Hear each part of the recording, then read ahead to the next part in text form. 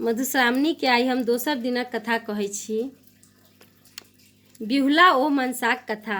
मनसा महादेवक मानस पुत्री छलीह। ओ जन्मतहि युवती भऽ गेलीह। नांगैत रहला कारणे हुनकर लाजक रक्षा हेतु साँप हुनका देह में लेपटाइ गेल। एहि सबसँ गौरी अप्रसन्न भऽ गेलीह। तैं हेतु मनसा के कैलाश त्यागी अनंत जाय पड़लनि। महादेवक कृपा सँ ओ मृत्यु भुवन में चलि एलीह। हुनकर इच्छा छल जे लोक हुनकर पूजा करय। ओहि समय में मृत्युलोक में चंद्रधर चंदू नामक एक पैघ सौदागर रहै। पैघक देखांस आनो लोक करैत अछि, तें मनसाक मोन में भेल जे पहिले चंदुए हमर पूजा करय, तऽ देखा देखी आनो हमर पूजा करय लागत। चंदू महादेवक परम भक्त छल। ओ महादेव छोड़ आन देवताक पूजा करब नहि गछलक। ओकर उत्तर छल जे दहिना हाथ महादेव के देने छियनि, बामा हाथे हम अहाँक पूजा कय सकैत छी। मनसा के ई नहीं जचल। ओ तमसा गेली। चंदूक 6 गोट बेटा के ओ साँप डसवा के मारि देलनि। चंदू के बुढ़ारी में पुनः एक बेटा भेल। हुनकर टिप्पणी देखी ज्योतिषी कहलक जे इहो बेसी दिन नहीं जीताह। हिनका विवाह दिन कोबरही में साँप डसि लेत। चंदू अत्यंत दुखी भेलाह, किंतु साध्य कोन। ओहि बेटाक नाम लक्ष्मीधर बाली लखनदर पड़ल। लक्ष्मीधर के 6 मास भेला पर चंदू अपन पत्नीक जिद पर एहन कन्या सँ करय वाले विवाह प्रस्तुत भय गेलाह जकर टिप्पणी में चिर सुहागिन योग छलैक। ओ पहाड़ पर एकटा एहन कोठा बनबौलनि जे सब दिस सँ निमुन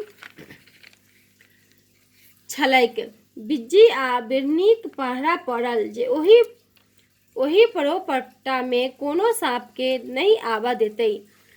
ओहि कोठा में लखनदरक विवाह 12 वर्षक परम सुंदरी आ सुलक्षणी कन्या बिहुला सँ भेल। जखन ओ कन्या संग कोहबर करैत रहथि तखने कोनो बाटे एकटा साँप आबि हुनका डसि लेलक। लखनदर तत्काले मरि गेलाह। लोक सब हुनका संस्कार लेल गंगा कात लय गेल। बिहुला परम सती छलीह। ओहो स्वामीक संग श्मशान घाट चलि गेलीह। लोक सबके ओ मुर्दा गाड़य नहीं देलखिन। ओ सबके कहलखिन जे हमरा जेना होइत तेना हम हिनका जियायब।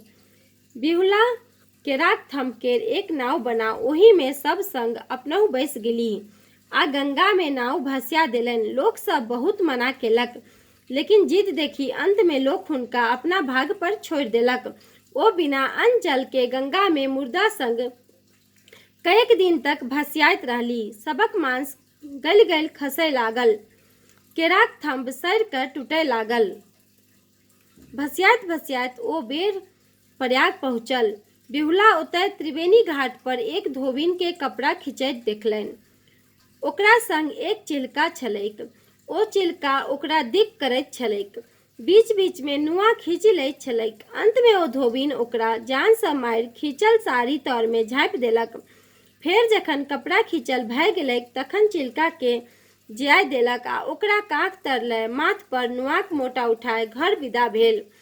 बिहुला के भेलनि जे एहि धोबी सँ हुनकर काज भय सकैत छनि। ओ ओहि दिन ओतय रुकि गेलीह। दोसर दिन जखन धोबिन फेर घाट पर आयल तखन बिहुला अपन सब हाल ओकरा कहलखिन आ ओकरा सँ अपन स्वामी के पुनः जीवित करबा में मदद मंगलखिन।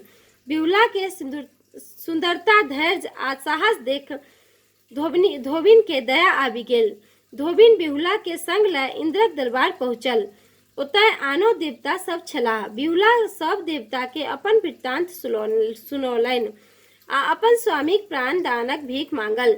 देवतागण बिहुला के व्यवहार देखि प्रसन्न भऽ गेलाह आ हुनका दया आबि गेल। ओ सब विषहरा मनसा के बजौलनि आ चंदू सौदागरक अपराध के क्षमा कय देब कहलखिन। बिहुलो विषहराक पैर पकड़ि विनती केलनि, आब आँचर पसारि कबूला केलनि जे यदि पति सहित हुनकर 6 भैंसुर जीवित उठता तऽ ओ अपन ससुर के मना कऽ पूर्ण समारोहक संग विषहरा के पूजा करती आ मृत्यु भुवन में हुनकर प्रचार करती। विषहरी माता प्रसन्न भय सबके जीवी जेबाक वरदान दय देल। इंद्र महाराज लक्ष्मीधर सहित 7 भाई के यमपुरी सँ विदा सँ बाहर करबाक आज्ञा देलनि। 7 भाई के नव शरीर दय बिहुलाक संग लगा देल गेल। चंदू सौदागर बेटाक सबसँ मरणासन्न भय गेल छलाह। देखनिहारक अभाव में धनो बीत बहो गेलनि। अस्मकात सातो बेटाक संग पुतहु के आयल देखी आनंद विभोर भ गेलाह। हुलस का सातो बेटा आ पुतहु के गौर लगाओल। बिहुला सँ सब हाल बुझि हुनका आशीर्वाद सँ ओत पोत कर देलनि। खूब धूमधाम सँ विषहराक पूजा कयलनि। सबके हकार आ निमंत्रण देल। विषहराक महिमाक गुणगान हुनकर पूजाक प्रचार कयल गेल। अनेको स्थान पर हुनकर मंदिर बनाओल गेल। ओहि दिन सँ मृत्यु भुवन में विषहराक पूजा होबय लागल। गाम गाम में हुनकर गहबर बनल आ लोक सब ढोल बजाय भीख मांगे विषहराक गीत गाबी पूजा करब प्रारंभ कयलक। दोसर दिनक कथा कनिक लंबा छै और दूटा छै तऽ दोसर वीडियो में बनाबै छी। एकटा वीडियो लंबा भऽ जायत। प्रणाम।